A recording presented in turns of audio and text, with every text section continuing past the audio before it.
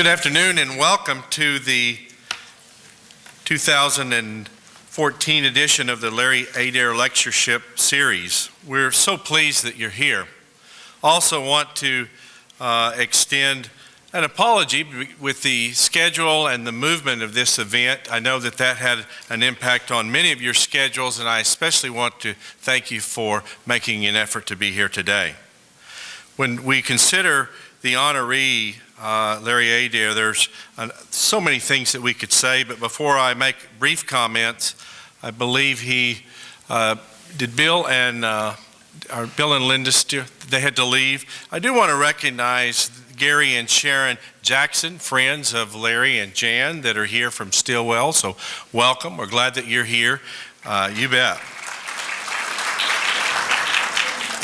We also hate and send our best to Jan. Jan is not feeling well today, so please tell her that we missed her. It's truly an honor to introduce a lectureship series that came about because of distinguished leadership. If we go back and we look at those folks that really appreciated what Speaker Adair did, we go back to 2004. And based on his 20 years in the Oklahoma House of Representatives and being the Speaker from 2001 to 2004, a group of folks got together to establish this series. It has spun off now into scholarships, and earlier today I see Ann and Taylor. There are two here, and I'll introduce Taylor in a moment, but now there are scholarship recipients. If you look at Larry Adair, there are two things that really connect him here. One is a bachelor's and the next is a master's degree. From his life, all of his life has been in this region where he has been making a significant impact both in public schools but in public service. As I talked about at lunch, it's also important to recognize anytime you have someone that's given so much to their country as a veteran, Larry Adair served there.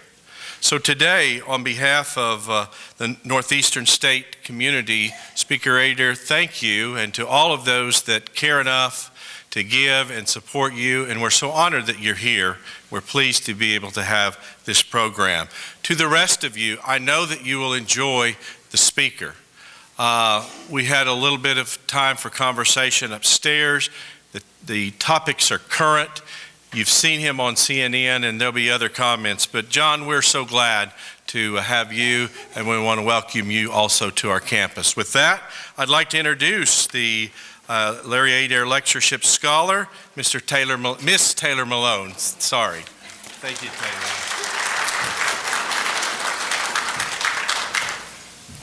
Thank you, President Turner and Mr. Larry Adair. I am very excited to announce our speaker today.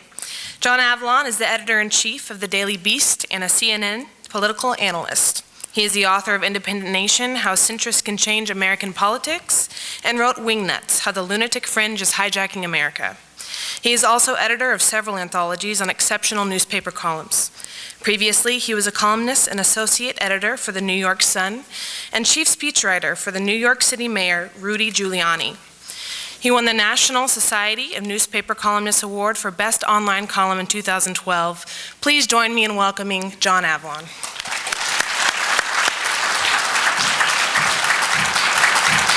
Thank you very much. Thank you, Taylor. Thank you, President Turner. Thank you to Larry for bringing me to campus. I love history, and it's just, I'm seeing the building, the 1889 building, the heart of campus was just gorgeous. And I look forward to spending a little time talking with you today about politics, and politics with a sense of historic perspective. Because I do think that our experiment in self-government is in danger of becoming an exercise in self-sabotage right now. That sounds extreme, but what I mean is that we have moved off of historic norms. There have always been great, deep, vigorous debates in our politics. That's good. That is the way it should be. But what we have today is something a little bit different. We have a kind of institutionalized hyper-partisanship. Parties stratified, polarized along both ideological and geographic lines. And it's making it very, very difficult for us to reason together as a country, which is what the exercise in democracy is supposed to do. Hyperpartisanship is what that's called, hyperpartisanship. And hyperpartisanship is hurting our country because it's stopping us from being able to solve the serious problems we face. And that has huge implications, not just for a functioning government, but geopolitical implications as other nations look at us. And the rising millennial generation, I know, thinks differently about politics than what they're seeing play out in Washington. But it's beginning to have a real effect on them. People who were once engaged in politics in 2008 now are really disaffected. Maybe thinking that maybe participation in our democratic process isn't the best way to achieve change. And that itself is a cause for concern. So just first of all, a sense of historic perspective on the current environment in Washington. We have divided government. We've had divided government more often than not in the last 50 or 60 years, meaning that the president's a Democrat, the House of Representatives are controlled by Republicans, and at the moment, the Senate is Democrat. We'll see if that continues this fall. But independent voters like me tend to like divided government historically, and there's a reason for that. Divided government has been the time where neither party controlled the total car keys to Washington. So there was a check and a balance. The parties would find a way to reason together on the things that were really important. Was it imperfect? Yes, absolutely. But that check and balance ended up being very comforting to people who were uncomfortable about the two parties being captured by their more ideological individuals and hijacking the political process. In recent years, and it's a problem that really started to take shape in the 1990s, what we've seen is, under this president in particular though, a kind of emphasis on questioning his legitimacy among the opposition. The idea of loyal opposition starts to erode. The ability to reason together starts to erode. Rhetoric that would have been seen as extreme and absurd in the past is almost taken for granted. It gets to blur in the background. We don't notice so much when somebody compares Democrats to communists or calls the president Hitler. And you know, whenever I've interviewed people who say those sorts of things, particularly at rallies on the grassroots level, they always say, well, you know, they did it before. They called Bush Hitler and no one complained. So you get this cycle of incitement. But it really has crested. This is the least popular, least productive Congress in American history. Around 9% approval rating. John McCain joked that with 9% approval rating, you're basically down to paid staffers and blood relatives. And yet you're going to have around a 90% re-election rate because of the rigged system of redistricting. So there's very little incentive for members of Congress to change their behavior. Another reality check with divided government. In the past, we have done great things as a country with divided government.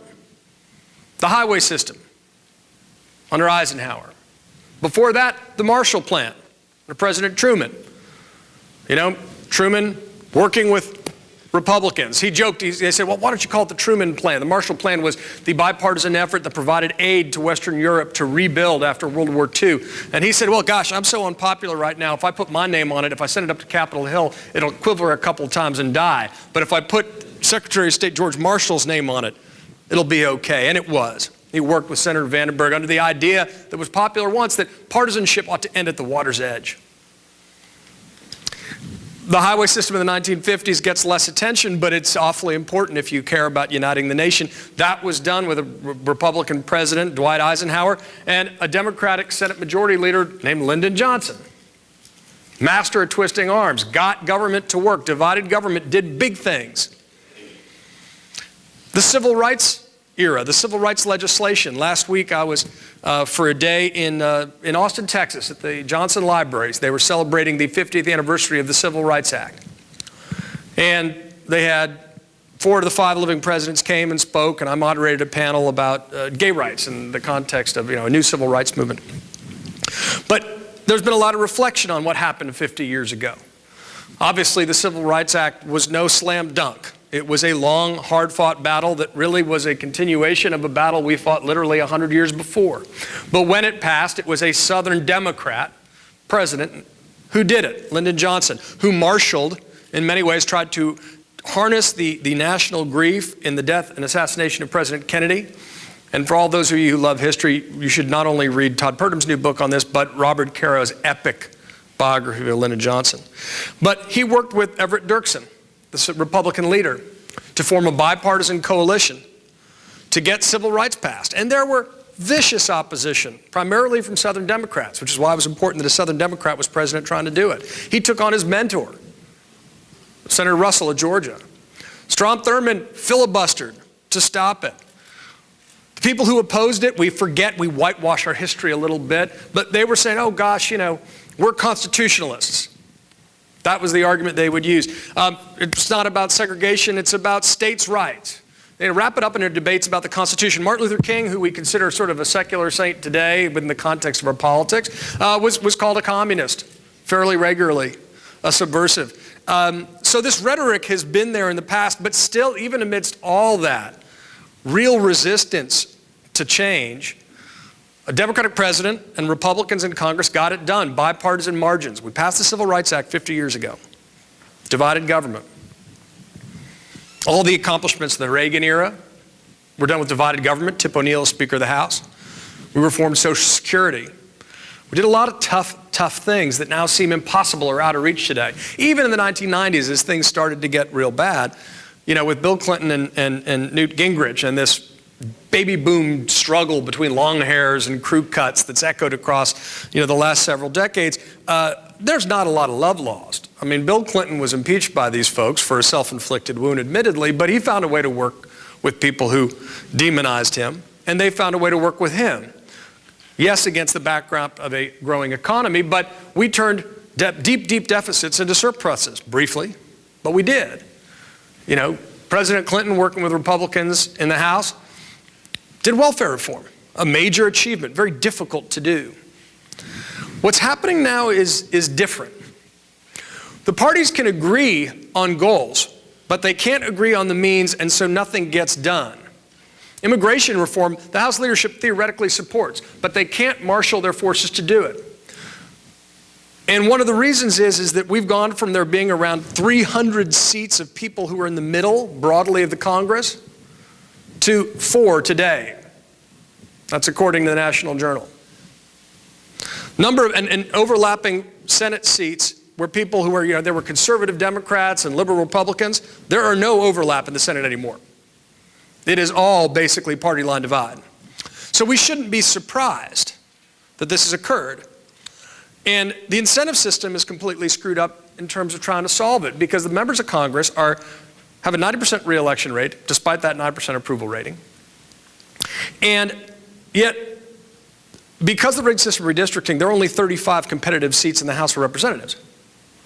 So basically they have lifetime employment unless they lose a close partisan primary, which means that they alienate someone on the far right or the far left most of the time. And the Republicans in particular are terrified of that. And so what they'll get punished for is working with Democrats, or God forbid, working with the president. After the Newtown slaughter and Sandy Hook, Pat Toomey, Republican, former head of the Club for Growth, very conservative organization, worked with Joe Manchin, conservative Democrat from West Virginia, to put forward a bipartisan bill, very modest measure about closing background checks, gun legislation. We didn't even try to reinstate the assault weapons ban. Bipartisan, support of 90% of Americans, including 88% of Republicans, right? This is background checks, closing the gun show loophole for background checks. But even that couldn't hit the threshold, the 60-vote threshold. As Pat Toomey told his local paper, well, too many members of the Republican Congress don't want to be seen supporting something that the president supports. That's dangerous. That's just not stupid, as a lady said over here. It's dangerous to the Democratic Republic. It is an aberration from where we have been in the past. I'm not whitewashing the past and saying that it was all sweetness and light before, because it wasn't. But we had geographic and ideological diversity in the parties that made divided government work. there was still a certain reverence for the office that even though there were deep, deep divisions, and by the way, calling a president a tyrant and a traitor, someone who was intending to subvert the Constitution, goes back to George Washington. God knows Abraham Lincoln was accused of that. The difference is that there haven't been as many voices in Congress saying it. One of the real reasons for this split is, well, first of all, it goes back to actually 50 years ago, 1964. That election, Barry Goldwater gets the Republican nomination. He opposes the Civil Rights Act and the Voting Rights Act. The Republican Party was the party of Lincoln. Democrats had been Southern for 100 years, in part because of reaction to Abraham Lincoln. No kidding. Johnson backs civil rights. The electoral map flips. The South votes Republican for the first time. So you start to see a reshuffling of the map. You go back to Harry Truman, 1948, a little bit earlier, because there you have actually the splintering of Strom Thurmond. The red state, blue state map, quote unquote, entirely reversed. So that process weighed in. That process ultimately became truly stratified, where you have states that are effectively one-party states. States that had historically not been one-party states, where you had, at least for a time, competition, which is, by the way, healthy. If you believe in free markets, one of the reasons is competition is healthy for ideas. It's also really healthy for getting voters to compete, for politicians to compete for voters in the center of the spectrum. But in one-party states with a rigged system of redistricting, therefore there are no competitive general elections, the incentive is not to try to seem more reasonable than your opponent. Seeming reasonable is actually a liability, politically. That's dangerous, folks. And it's true even and especially on the presidential level, where, the worst thing you could get caught is by seeing or saying something reasonable. In the last Republican primaries, there was a question by, I believe it was Brett Baier of Fox News, to the Republican candidate saying, if you had a 10-to-1 spending deal with Democrats, would you take it? 10-to-1 cuts for revenue. And you could see that moment where they all kind of look at each other and nobody raised their hand, because they were afraid that if they took a 10-to-1 deal, which is a pretty good deal by any objective measure, they'd be called a rhino, Republican in name only. And they'd be seen as weak and a squish in the context of the Republican primaries. And increasingly, you're starting to see some Democrats take a cue from the Tea Party and say, well, we need to be more militant. We need to run against conservative Democrats, because they're part of the problem if they're not uniform checking off our list. So the process of polarization gets even more. We've seen in the last couple of years this go from the realm of political theory to real dangerous reality, having economic impact. The United States lost its AAA credit rating from S&P in 2011. We were having a debate over how to deal with the deficit and the debt. And we had to raise the debt ceiling to do it. Now, I don't want to get too arcane about this sort of stuff, but basically it's something that is routine. You come up with some kind of a deal, the hope of a grand bargain. And S&P, remember, America's the world leader of the economy, and I just want to read for you what they said when they downgraded the United States. They said, the political brinksmanship of recent months highlights what we see as America's governance and policy making becoming less stable, less effective, and less predictable than we previously believed. Now remember, we exist right now in the context of a global competition between other countries. And in some ways, a global competition, as we increasingly see, between different visions of how countries can be in the 21st century. I mean, Vladimir Putin's in the process as we speak and meet here today of trying to restart the Cold War. But basically the deal that he and China and other countries say is that, oh, look, we'll allow you to get rich. We won't have democracy. Maybe a little bit less on the civil liberties, but we'll get things done. The democracy, their argument is that democracy is ineffective. And they look at things like that and they point to it as a proof point. And yet we can't seem to help ourselves, even on things that we agree with, because the details are too insurmountable. I mean, the Senate Majority Leader, Mitch McConnell, Minority Leader, say at the time about that whole exercise, some of our members may have thought the default issue was a hostage you might want to take a chance of shooting. Most of us didn't think that, he said, being reasonable. But what we did learn is that it's a hostage worth ransoming. This is language from among the more responsible people in the U.S. Senate. Again, not that, we don't want to be Pollyanna about how perfect and mature everyone was in the past in our politics. Guess what? They weren't. But we're talking about the national interest, and having people responsible for it use the language of hostage taking and ransoming, literally. I got news for you, folks. That's you they're talking about. That's us. That's dangerous. That's different. Is it as bad as it's ever been? No, of course it was worse in the 1860s than it is today. In the late 1960s, I got to tell you, were no picnic when it came to uniting the country. So we've seen tougher times before, but this has become institutionalized in a way that even the people in Washington can't see a way out of because the incentives are screwed up. And it's enforced by people too often in my business, in journalism. There's culpability here too. The rise of partisan media has made it more difficult to reason together. One of my favorite quotes is by the late Senator Daniel Patrick Moynihan, who said, "Everyone is entitled to their own opinion, but not their own facts." The problem with the rise of partisan media is that people are coming to our civic debates armed with their own facts. And so we should not be surprised when they cannot find a way to reason together. And we're talking about a very, very small percentage of folks. There are more independents than there are Democrats and Republicans in this country. You wouldn't know it, but there are. There's more folks in the middle than there are on the far right or the far left. But because they're very involved in politics and they have an echo chamber effect that is amplified by the rise of partisan media, it gives them disproportionate power.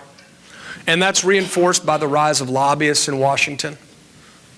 1,000 lobbyists for every member of Congress right now.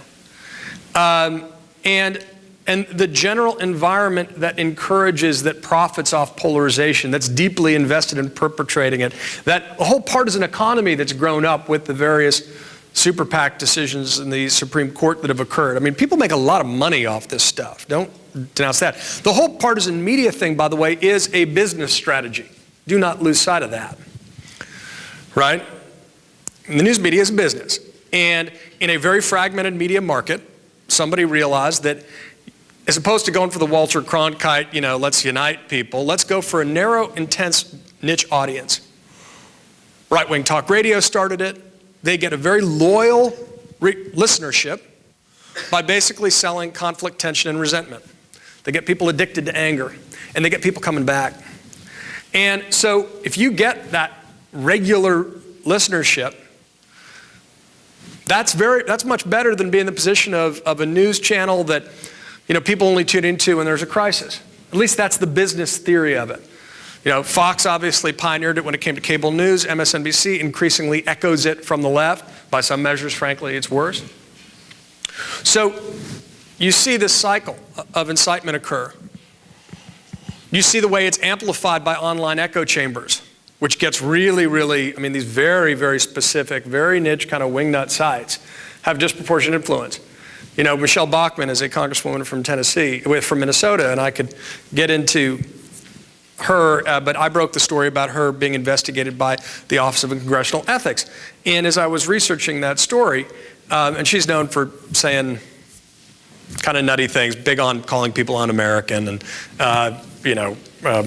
saying that hurricanes and earthquakes are God's punishment for us being fiscally irresponsible, and a lot of other stuff. But she's on the House Intelligence Committee, and I was talking to a source on background, and he said, well, she gets most of her news from WorldNet Daily, which is also the place where when I interviewed in Wingnuts, this preacher in Orange County, California, who briefly made news for praying for the president's death, he said he got most of his news from WorldNet Daily. It's actually, you hear it a lot. So these obscure sites that basically traffic in conspiracy theories have disproportionate influence in this echo chamber that exists. And their stuff goes to talk radio, which then gets filtered up to partisan news. And again, despite the multiplicity of information out there right now, we're self-segregating ourselves into separate realities. Because you tell me what cable news channel you watch, I know a lot about your politics. That's a problem. On Capitol Hill, it's even worse. you know, you can walk in blind to a congressman's door and you see what's on the TV, what newspaper's on the table, you know what party they belong to. And then everybody socializes with people from that party too. I mean, there's not even the socialization between people of different parties on both the staff and senior level. So it's easier to buy into the demonization, right? We fear what we don't know, and you more easily buy into the old demagogue's riff of us versus them. So when you see how this all fits together, the historic, unprecedented nature of the polarization of the two parties on geographic and ideological lines, the way through the rigged system of redistricting that this is enforced, creating an incentive system that punishes members of Congress from reasoning together across the aisle, so that they can't even find action on things they agree on in theory, because the extremes have more power than the people, the majority of people in the middle of the country. When you see how all that works and then is further exacerbated and amplified by the rise of partisan media and the way that the internet ends up incubating and magnifying these extreme voices, and the way that money ends up doing that as well, money in our politics, you see the kind of storm we're dealing with as a country, a civic storm. And it's a problem. It is an urgent problem. But it feels too big for anyone to do anything about, because it's so multi-layered. People who enter politics for the right reasons give up too often, too quickly, because the incentive structure is working against them. Part of what I try to do in my writing is to simply show also that people in the center can have a spine, that we stand for something. Because the hit on us is that we're the mushy middle. We don't have a spine, we don't believe in anything, and if we did, we'd pick a side. Well, my view is that being an American is a lot more important than being a Republican or a Democrat. And that's the way you should think about yourself first. And even if you belong to a political party, it's pretty far down the self-definitional food chain. I helped start a group called No Labels, which is working on this issue. It's Democrats, Republicans, and Independents all working together with the idea that hyperpartisanship's hurting our country. Let's focus on the issues we can agree on. Let's have evidence-based debates. Let's use social media to try to unite the vast majority of folks in the vital center, as opposed to letting our politics always be hijacked by the extremes. There are things we can do about it, though. I am fundamentally an optimist. Abraham Lincoln used to say, I'm an optimist because I don't see the point in being anything else. I think part of it is simply standing up, straightening your civic backbone, and wading into debates from the perspective of somebody who isn't just trying to amplify a side and shout talking points. So try to depolarize the debate and show that there is a considerable amount of common ground on so many issues in America. But if we just cede the ground to the people who are deeply invested in the sandbox politics and the food fights, they win. You know, I mentioned earlier in passing, you know, the millennial generation that's rising. The good news is they're the largest, most diverse generation in American history. And they're very fixated on how you solve a problem. They're much less invested in self-defining themselves along lines of difference. They're good about transcending their tribalism, focusing on the individual and solving problems together. But when I was covering the Occupy Wall Street movement, I was very troubled how some people I spoke to, young people who were very excited and animated by the 2008 election, because it was such an empowering moment, had looked at what had happened since and said, this isn't for me. Something's broken. They said, why do I want to get involved in electoral politics? It's part of the problem. Good people and good ideas, it's a place where they go to die. It's the politics of personal destruction every day. And maybe I can affect change more effectively by engaging in culture or technology through social media. And I might even have the opportunity to get rich while doing it. And I'm not going to do that in politics. So at that moment, when people go from engagement to apathy very quickly, that's part of the cost of this culture of hyperpartisanship. It has a real cost. And that's one of the things that should create a sense of urgency to what is essentially a slow-moving problem. And we're not going to solve it overnight, but it's vitally important that we do. It's important that we do because of the competitor nations around the world are laughing at us when we can't get out of our own way to solve long-term problems as a country. It's important that we do because we have the tools to do it. You know, the rigged system of redistricting, you change the rules, you change the game. And there are states that have embraced redistricting reform and open primaries. And when they do, they get more competitive elections. And governance becomes more sane because the incentive structure has changed. We need more independent redistricting commissions and open primaries. And I know election reform sometimes causes people's eyes to glaze over, but again, it's at that level of you change the rules, you change the game. These are just some of the things that we can do, some of the remedies we can look at. Ultimately, it's all up to us. The idea of being the change you want to see. It's easy in an environment where people are polarized and trying to elicit anger to simply polarize, but that compounds the problem. What's more important is to try to band together across party lines and start having the center of America reassert its real strength and to be the balance of power in American politics again. Angus King, an independent senator from Maine, is trying to band together a small group of folks in the Senate who can be that swing vote to restore some sanity to the process. We need more genuinely independent-minded people in the Senate who can play that role. Realizing that all the forces in Washington seem to be allied against them. But there are two things we've got before we get to questions. Two things we've got. One is we've got the numbers. We really do. You know, there's only 11% of the country that self-identifies as socially conservative and fiscally conservative. Only 4% of the country identifies as fiscally liberal. There's a vast majority in the middle there that realizes that every day when they go to work, they work with people with different ideas, different political beliefs than them, and they still manage to solve problems, and they don't understand why there should be such a disconnect between they work to solve problems every day and the way Washington works. But there are more self-identified independents in the country than Republicans or Democrats, and that number is growing every day. That's a demand for something different. It is a market failure in the two-party system, and it's happened precisely at the time that the two parties have polarized more than ever before. So A, we've got the numbers, and B, we've got history on our side. We've got tradition on our side.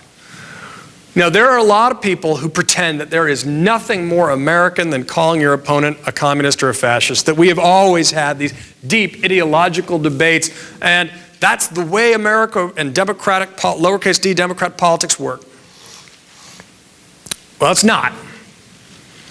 Yes, we've always had regional divisions. Yes, there have been arguments against a strong federal government going back to the Constitution, old tensions.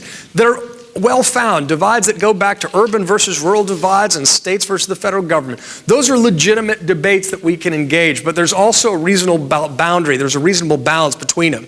There's that sense of perspective. You know, I'm working on a book right now on George Washington's farewell address.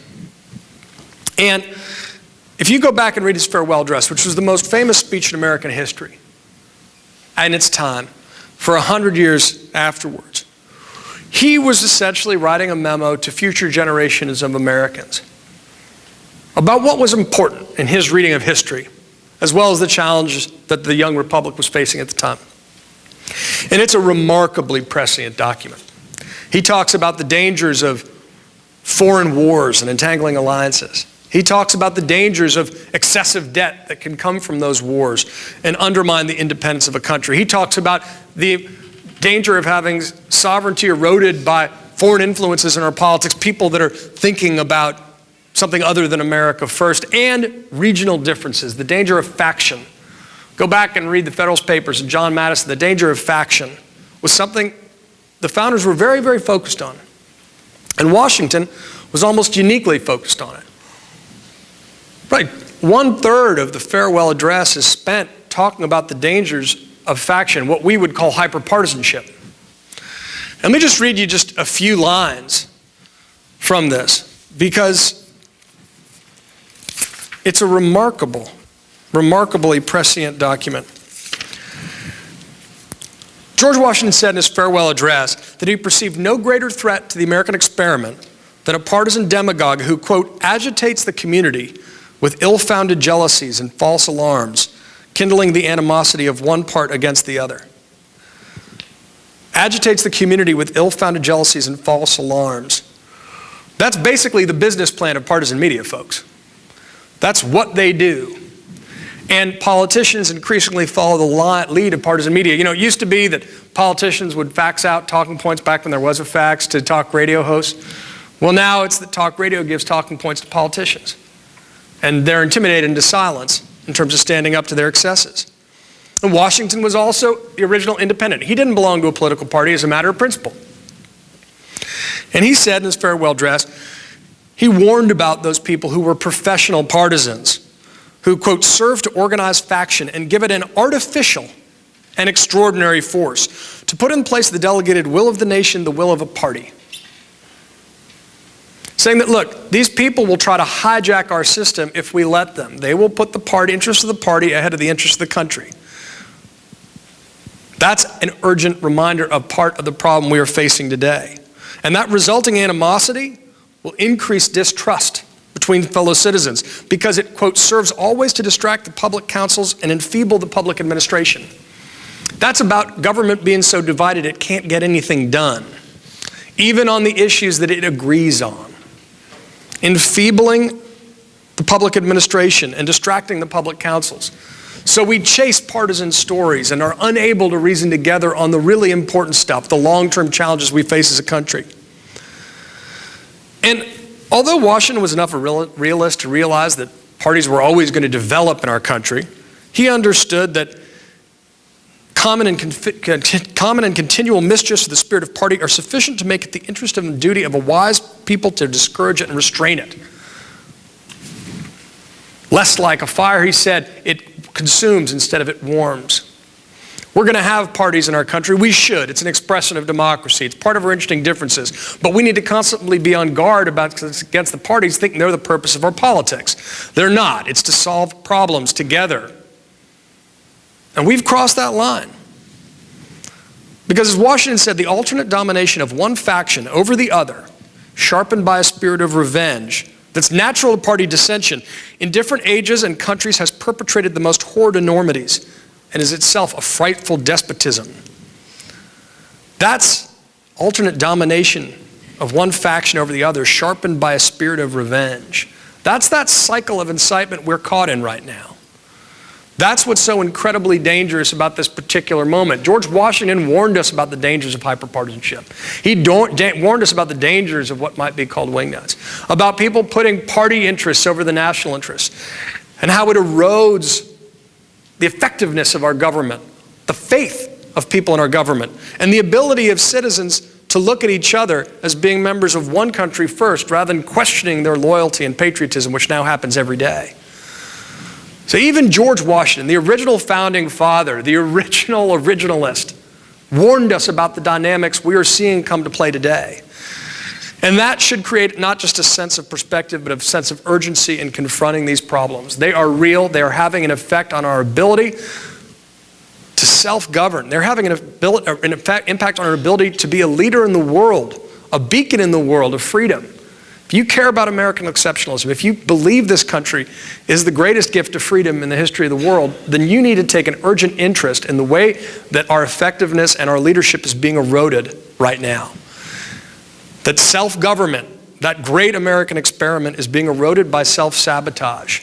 That we can't get out of our own way because the hyperpartisanship has sunk in so deep in the corridors of Congress.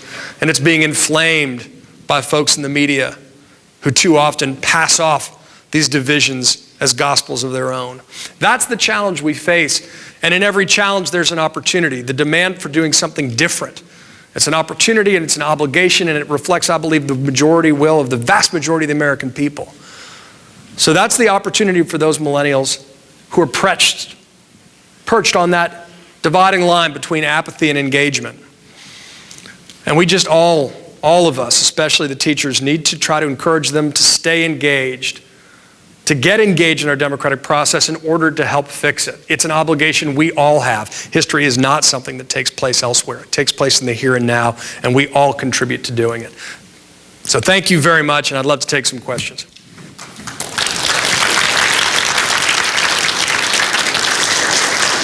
How are we doing on time, by the way? Are we okay? Okay. I'm happy to Anything from baseball to the Constitution to the Daily Beast, whatever you want. Yep. I know you said this, but I wanted to hear your opinion. The ways in which people are punished Yeah. not receiving a certain way. Sure. I mean, I think there are 2 or 3 ways in particular. First, it's the threat of losing a partisan primary. So the vast majority of races, again, there's no competitive general election. And it's a rigged system. I mean, the parties pick their people in the redistricting system every 10 years. And they pick it to gain competitive advantage. After the Tea Party wave in 2010, Republicans controlled a lot of state legislatures. Republicans won 49% of the popular vote in congressional races in 2012 and won 54% of the congressional seats. So that's an example. And by the way, Democrats have done the same thing in previous decades. In that environment, where the only way you're going to lose a job is if you lose a close partisan primary, where the grassroots rise up and take you on for usually being a collaborator with people on the other side of the aisle. They call compromise collaboration. Everyone's terrified of getting primaried from the far right in the Republican caucus. And to some extent, Democrats as well. And that is a dynamic I think you're going to see more and more of. So every time a deal's almost made, they say, oh my God, I can't get this done until the primary's over. You're seeing it happen with immigration reform right now. There may be a chance, still may, that immigration reform gets done, but it won't happen until the primaries are over because Republicans are terrified that that vote will make them vulnerable, even if they think it's the right thing to do for their country and their party in the long run. In a close partisan primary, you've got 10% turnout. So 5% of the total electorate is a majority. And it's going to be the people who are most engaged, most agitated. It's going to be the people who sit around and listen to talk radio all day, not the people who focus on their lives in the PTA and, spend their free time, coaching their kids' Little League team. That's the danger. That's the danger. And it's very, very real to members of Congress. All these folks in partisan media, they're political leaders without real responsibilities. So they don't have to worry about solving problems. They have to worry about ratings. But they have little online armies now, and they can deploy them and make members of Congress feel real pain. And the thing is that, oh, you're a traitor. You're a traitor to the party. You're a traitor to the cause. We're going to primary you and take your job away if you dare try to find a way to reason across the aisle. So that's the punishment. There's a social aspect of it in Washington as well. You're a squish, they say. You don't stand for anything because you refuse to vote 100% with our party. Right now, you got a situation where senators with 90% conservative ratings are being challenged as being insufficiently conservative. 90%? More than 90%. Republican from California, Devin Nunes, when the Republicans were we had a government shutdown for 2 weeks last fall that everybody knew was a dumb idea because there was no end game. But Ted Cruz led it and had infomercials and made a lot of money off it. People make money off this. Don't forget that. Not personally, but for their PACs. And Republican from California, Devin Nunes, called it lemmings with suicide vests. That's what he called members of his own conference because they were charging off the cliff altogether. There wasn't a plan to succeed, and there wasn't even any actionable demand. There was like, if we do this and we shut down the government and default, the president will give up on Obamacare. For a lot of really basic reasons having to do with representative democracy and divided government, that wasn't going to happen. So, but the answer is they're scared. They're scared of losing close partisan primaries. They're self-interested. They don't want to lose their job. And they're every time they do what should be their job, find a way to reason together in divided government to get something done on behalf of the American people, they feel it's a political vulnerability, and they only hear from the people who hate that kind of action. They don't hear from the vast majority of Americans in the middle who secretly want it because they have lives, they're busy, but they're not as agitated, and therefore they're not as influential. What else? Yes, sir. Breakdown of where people get their news now. You get the numbers on it. In terms of the split between network and cable and online, I'm not going to tell you I have the exact split off the top of my head. Still, network reaches more people than cable news. Although cable news reaches influencers more so. The rate of growth for websites is vast. Newspapers obviously having a really hard time surviving right now. Websites like the Daily Beast, which I encourage you all to visit multiple times a day, are growing quite rapidly right now. The rise of smartphones, has really increased people's ability to interact with our information. Around half of our readers are via cell phone and tablet right now. And we can reach, we can reach, almost 18 million people last month. And a good, diverse audience. And we're not a partisan site, by the way, and that's very intentional on my part. We're not a de facto liberal site, and we're not a, conservative site. We try to have a good spectrum of voices. But definitely the ground is shifting towards digital media. Cable news is still fairly profitable, but facing ratings tightening, and same thing with network, but they have a much larger base. But you're going to start seeing, I think, those dynamics shift even further and faster. Giants in the industry like Rush Limbaugh, big giant in right-wing talk radio, hugely talented. I don't take away the talent of any of these people, by the way. I may question how they use their talent. His problem is advertisers have abandoned to some extent, and he has an aging audience. To some extent, your audience ages out. And so that's a problem that they can't ignore forever, even though they would like to. What else? Yes, ma'am. How about NPR? How do they? NPR has done very well, actually. It has a decent digital imprint, and if you look at the Pew Charitable Trust does a great annual survey. Well, they do a lot of great work on analyzing journalism, but one of the impacts of polarization right now in partisan media is that trust in media has declined, and it's declined precisely at the time that partisan media rises, because then people don't believe what they're seeing. What's really interesting is that trust in C-SPAN has declined, which of course is unedited commentary of, no commentary, just direct feed. People aren't believing what they're seeing with their own eyes. NPR has actually done okay with trust. It obviously has a more liberal slant, but it does try to tell a story and tries to have a very relentlessly civil tone and a degree of diversity. And so they've been rewarded by, I think, respecting the intelligence of their audience, and that's something I like to see. So they've done okay. Yep. I just want to confirm something. Did you say 1,000 lobbyists for every one member of Congress? It's 100.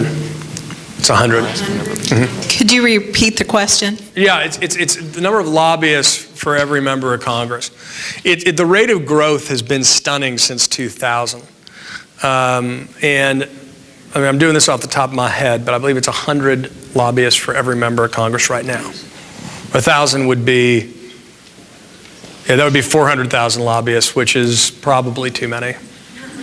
Well, any number may be too many. Yes, sir, Larry. John, we headed to change from two-party system to possibly a third party? Will the Liberal Party be the party that may become the third major party in our country? So the question from Larry is about third parties. Historically, we have been a two-party system, obviously. The fact you've got 40% of Americans identifying as independent indicates that that two-party system, we've got a market failure.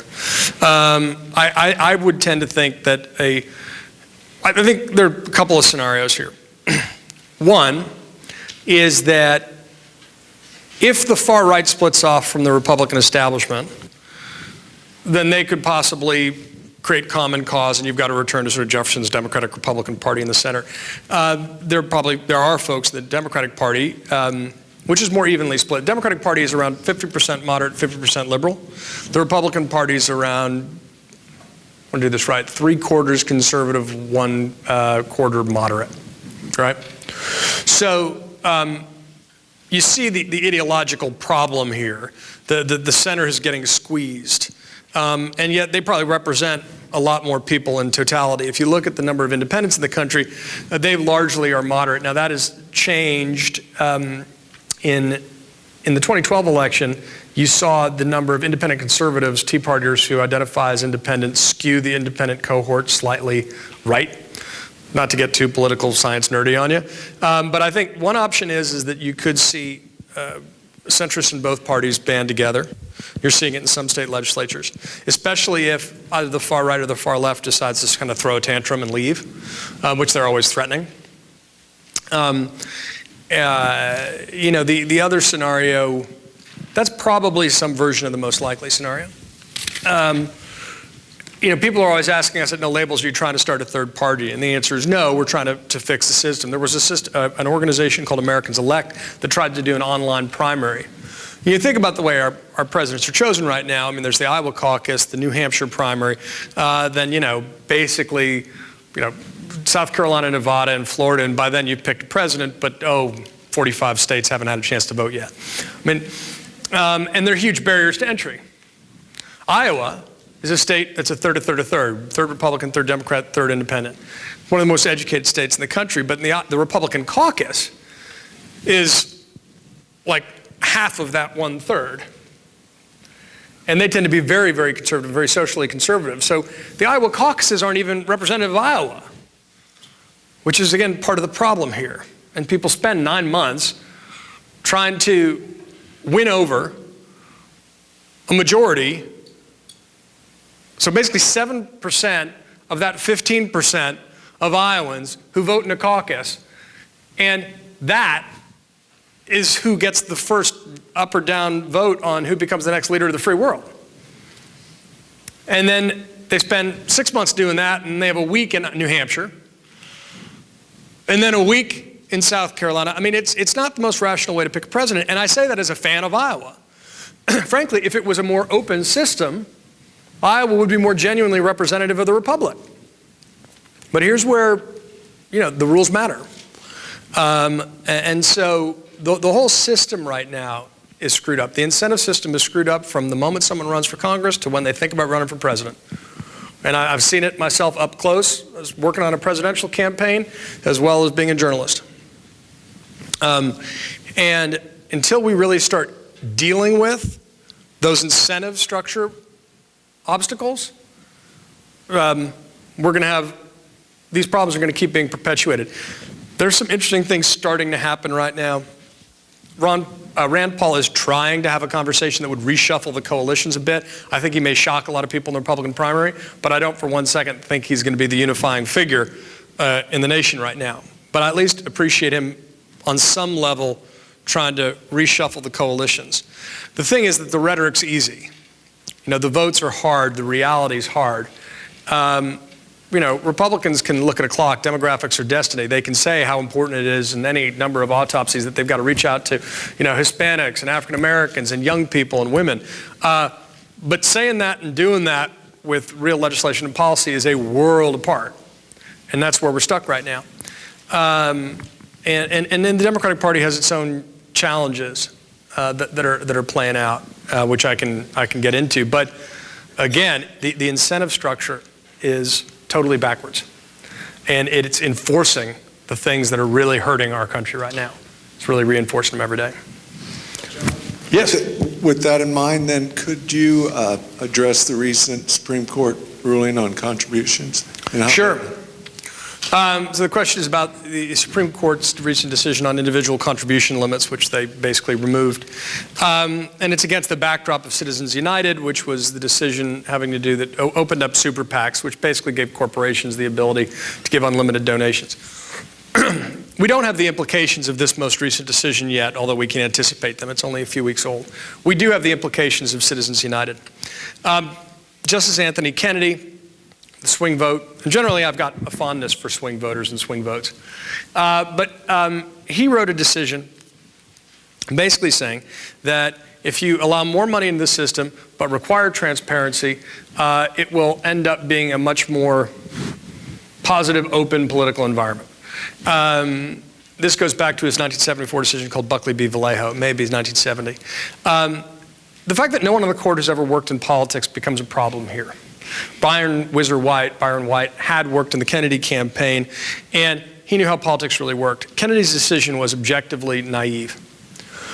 We saw evidence of the naivete. The reason I can say objectively is we have evidence of it in 2012. I did a whole series on the rise of dark money in politics. So if the deal was, okay, corporations we get to give unlimited amounts of money, but there's total transparency, and that's the trade-off. Immediately we saw the rise of dark money groups and 501c4s, these charitable organizations that corporations and individuals gave money to, but solely to hide it, right? Because there's no disclosure requirements on these things. And they basically got away with it. Now, the election didn't get bought. It was a $6 billion election, and basically nothing changed. But don't kid yourself. I mean, there are around, 100 people whose donations really, really matter, and they get chased around the country by people running for president. Sheldon Adelson gave around $150 million in the last campaign. I don't know if it was money well spent. I do know that everyone who's running for president now really wants to get on Sheldon Adelson's good side. And $150 million for him, he's been hugely successful, is around the equivalent of $300 for an average family of four in America. So this is the other thing that campaign finance doesn't really take into account. So already, you're not going to be able to remove money from politics. And I think that's the theory of the Kennedys' decisions.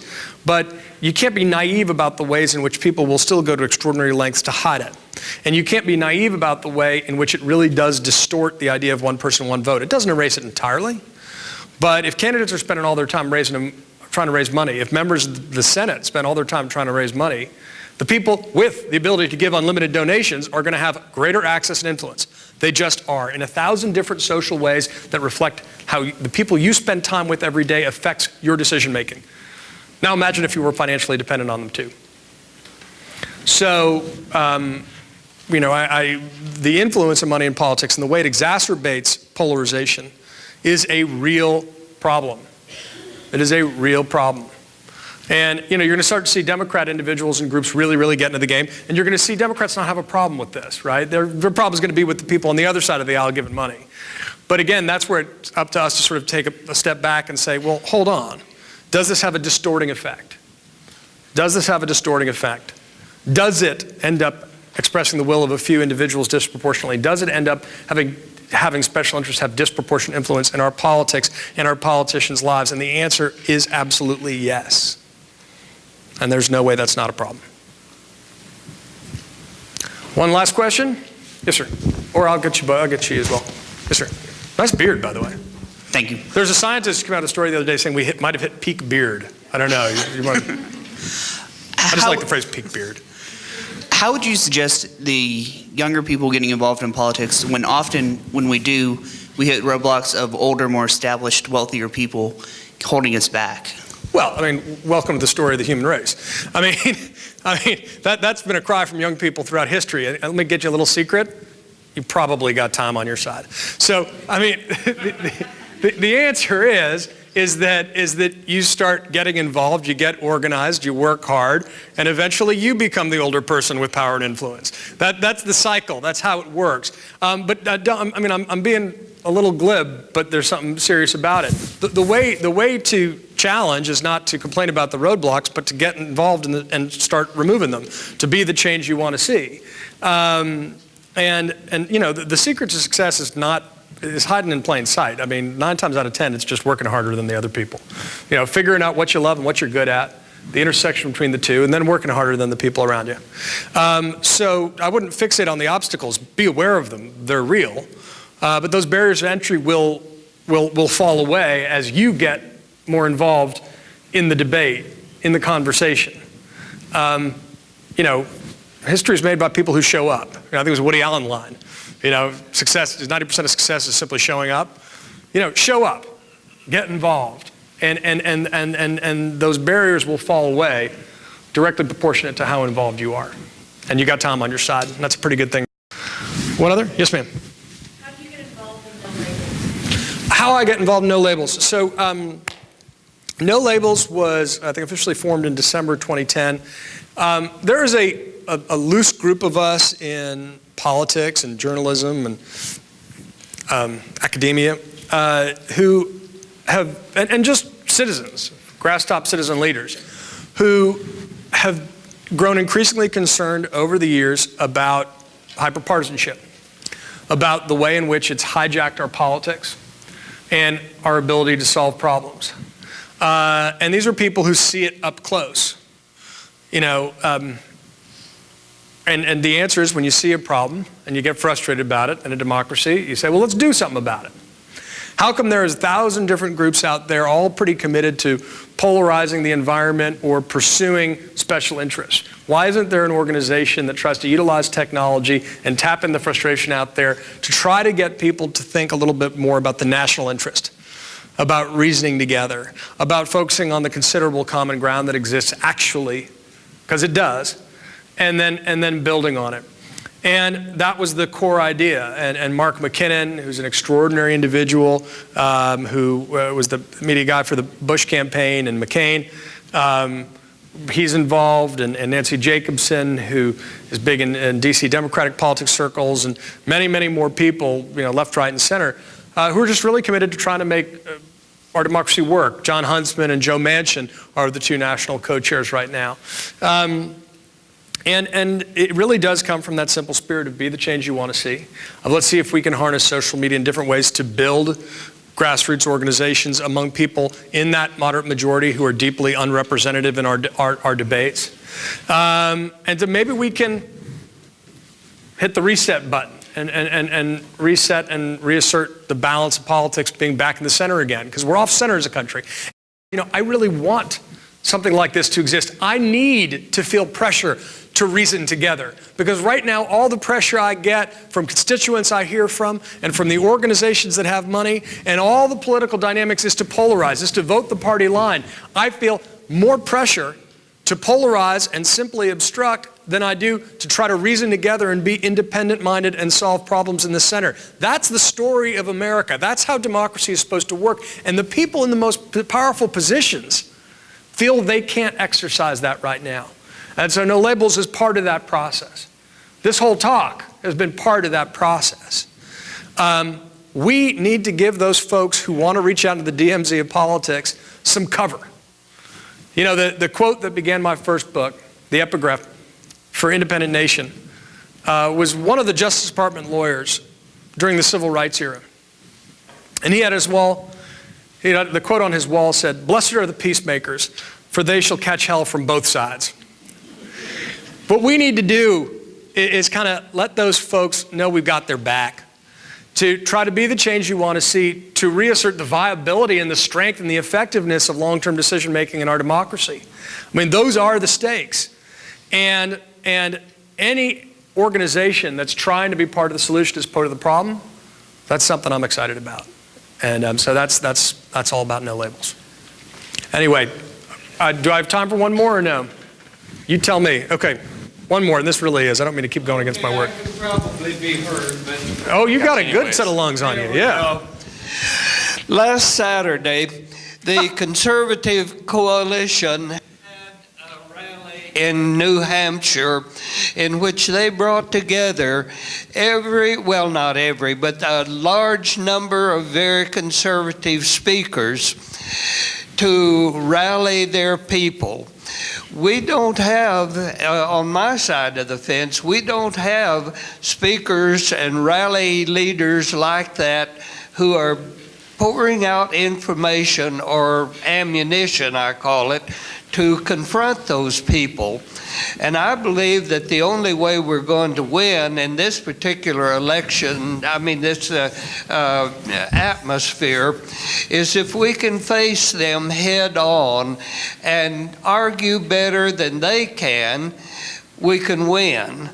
But if we can't convince the people that everything in our history is right, like Social Security, Medicare, all of those things from the very beginning, if we can't sell those things over again to the American people who have forgotten, we're in trouble. Well, I hear what you're saying. I'd say this. My emphasis in the we're in trouble would be as a country, not as a political party. I agree with you that political parties are generally, and politics are generally best when you're playing offense, not defense, in terms of making a positive argument, not a negative one. The Americans for Prosperity rally you referred to in New Hampshire We had a great piece by Patricia Murphy up on it in the Daily Beast about how, Rand Paul and Ted Cruz, who are going to be two of the preeminent candidates running right now, we're running against the income inequality in this country that they said was the result of President Obama. It had occurred under his watch, which, the irony meter starts to die at some point. I mean, partisan politics is full of situational ethics, look, folks, if this health care bill, if Obamacare had been passed by President Mitt Romney in 2008, bringing what he did in New Hampshire and Massachusetts to the nation, it would be rallied to by Republicans. I mean, some principled conservatives would have opposed it. I mean, Heritage probably would have opposed it. I wouldn't call them principled, but they would have opposed it.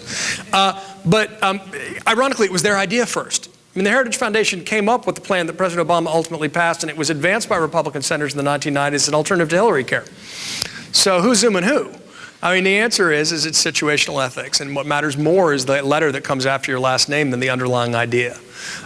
Yes, people need to come to ideas, debates, civic debates, armed civilly with ideas and a passion to articulate them in a positive way. I think the whole idea that this election 2014 is a wash for the Republicans is way premature. I would argue that MSNBC has turned itself basically into a left-wing corollary for Fox. So it's not that you guys don't have people making that argument. And there's some exceptions to that. I think Morning Joe is a show that does not skew in an obviously partisan way. But again, I think the temptation in these fights is to buy into an us against them view of our fellow citizens. When Fox News first launched, one of its executives told someone I know off the record that we're going to throw the first punch and then film the fight. That's part of the strategy always with folks is that we're going to start a confrontation, provoke a response, and then people will forget how it started. And that's the cycle of incitement. That's why it really matters not to fuel the cycle of incitement. That's why I don't just focus on the right in Wingnuts. I talk about the Bush derangement syndrome that preceded Obama derangement syndrome, because in some ways it fueled it. I talk about the inextreme, the way people fundraise off incidents of extremism. They're always calling the other side extreme. And it's because that's a good position to be in, even if they never want to vote that way. What we have different is a kind of deep obstruction and deep opposition that has undercut the idea of the loyal opposition, undercut the idea of reasoning together, undercut the idea of focusing and defining the areas where we agree as a country. And there are lots of them. And the fact we can't act on them is part of the problem. And saying that it's always, they're saying it's just one more election. Immediately after the one election's done, they say, well, we're not going to be able to get anything done till the next election. I mean, it's because they're all addicted to the election. The consultants who make huge money off the partisan economy can't wait for it to come fast enough. So the purpose of our politics has been inverted. The parties think they're the purpose of our politics, and instead of elections being a preamble to the main event of governing, they've hijacked the system too. So we have to also, in the spirit of being the change we want to see, put the emphasis again on governing. The idea that people in Washington have written off the rest of this year, nothing can get done. Say, oh, we'll wait till the next election, and then maybe we'll get something done in the start of 2015. Do me a favor, I know exactly what they're going to say in 2015. It's going to all be about the next president, and President Obama's going to be a lame duck. So don't buy it for 1 second. You want to get something done, you do it now. You don't try to punt to the next election. And that's the attitude in Washington right now, because their incentive structure is completely backwards, and it's stopping our ability to govern in anything resembling the national interest. Anyway, thank you very much for your time. I appreciate it.